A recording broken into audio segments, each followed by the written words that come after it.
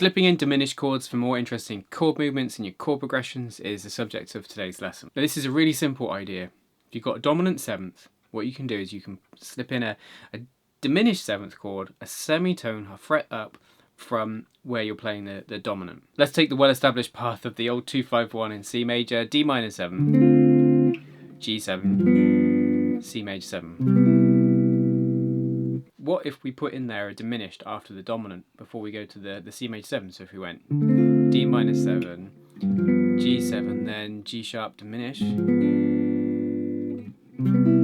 major 7. So 1, 2, 3, 4, 1, 2, 3, 4, like that. So it just creates this slightly sort of interesting sense of tension before you resolve to the C major 7, our one chord. You could, if you find that diminished chord difficult, you can also do it as a 3-note voicing. You could do the dominant as a 3-note voicing, so you could do this. That would work too. Now, it's no good just chucking these in without understanding how they're working, because it won't work in every place. So what we've got to do is we've got to analyse the notes in a G7 versus a G sharp diminished 7th. And a G7 is G, B, D, F, and G sharp diminished 7th is so similar. G sharp, B, D, F. So it's the same, apart from instead of having a G in it, it's got a G sharp. What's a G sharp in relation to a G7? It's a flat 9. There's a G sharp on the top there making a flat 9, all this shape. So what you can describe a diminished 7th chord as, a semitone higher than your dominant, you can describe it as it's a dominant flat 9 sound, but without the root, which is why these diminished chords can function like dominants and can replace them. You can use them as in substitution. Let's apply this to a standard. So if we've got the first 4 bars of all the things you are, so you've got F minor 7, B flat minor 7, E flat 7 the dominant to A flat major 7. So the bar there that we can do this to is on the E flat 7, and if we want a diminished in there as well, we need to put it on E, off the E root, like I said, a semitone higher than where the dominant is. So that gives us, I'll do it with comping.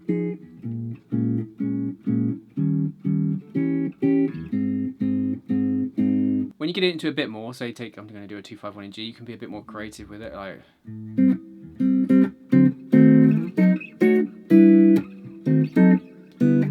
You can have some nice moves, but just getting the basics down first with that one diminished. Now, something really important to grasp with diminished chords is the way they can invert and move up the fretboard, up and down the fretboard. So let's take G sharp diminished on the A string up here. Got G sharp, D, F, and B, the same notes we had here when we did the 2-5-1 in C. Now, the cool thing about this chord, move it up or down a minor third. Let's move it down a minor third. We're starting on an F there, and you see the next one in the tab I've written is F. That's F, B, D, G sharp. Same notes, different order. Move it down a minor third again. D diminished, D, G sharp, B, F. Same notes, different order. And no surprise, move down a minor third again. B, F, G sharp, D. So, G sharp diminished, F diminished, D diminished, B diminished. Same 4 notes, just in versions of each other, really. You'd have heard that before somewhere, I'm sure.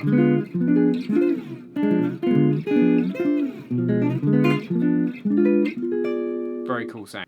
What this means, going back to our 2-5-1 in C, it means we don't have to use, go D minor 7, G7, G sharp diminished, C major 7. We can go D minor 7, and we can use D diminished, F diminished, B diminished, or G sharp diminished, because they're all the same notes. So we could go D minor 7, D diminished, C major 7. Now this time I'm just bypassing the G7 because this is replacing it. And I love this sound. Listen to this. It just falls into the chord. That's the D diminished going to the C, and it's replacing that. Because if I go D minor 7, G7, C, it's very D, G, C. I don't know why I say it like that. Whereas this is a more gradual fall. It's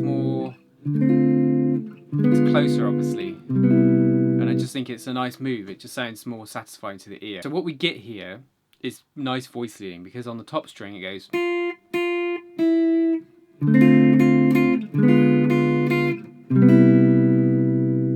Let's try B diminished instead.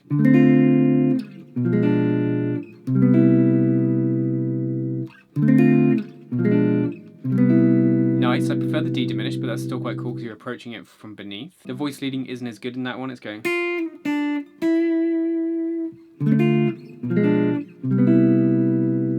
Let's try F diminished now. Really, to use these, it's good if you can get your 1 chord, your C chord, say, in different inversions to make nice moves. So what I'm going to do, D minor 7, F diminished. So we're going up as opposed to going down. And we keep going up, resolve into a C6 with G in the bass. So the bass goes D, F, G, rather than the predictable D, G, C. So D diminished. What you really hear is da, da, there. Really nice sound. And if you want, you can chuck them all in, like 1, 2, 3, 4. So that went D minor 7, F diminished, D diminished, B diminished, D diminished, C major 7. You can hear what we get instead of the D, G7, C, which is a predictable sound, something we need to be able to play.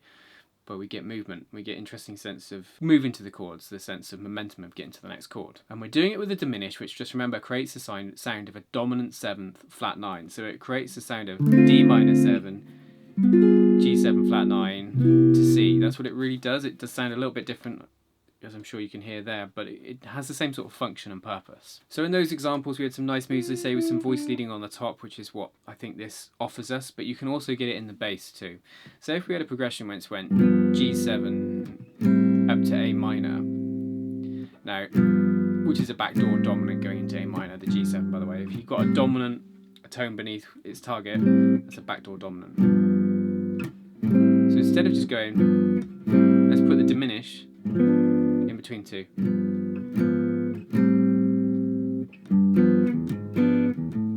So if we had, it could have been. So there we go. Like a passing chord, if you like, that just pushes us into that A minor. But it gives us, which is why it's strong. Let's say we had a 2-5-1 that went like this. We're back in C, and we went D minor 7 / A. So the D minor 7 in second inversion with the 5th in the bass. Then we went G7, then to C, major 7. Bass is going A, G, C. What if we went instead, replace the G7 with a G sharp diminish, and then let's do the C with the 5th in the bass, which is G, by doing a C6. So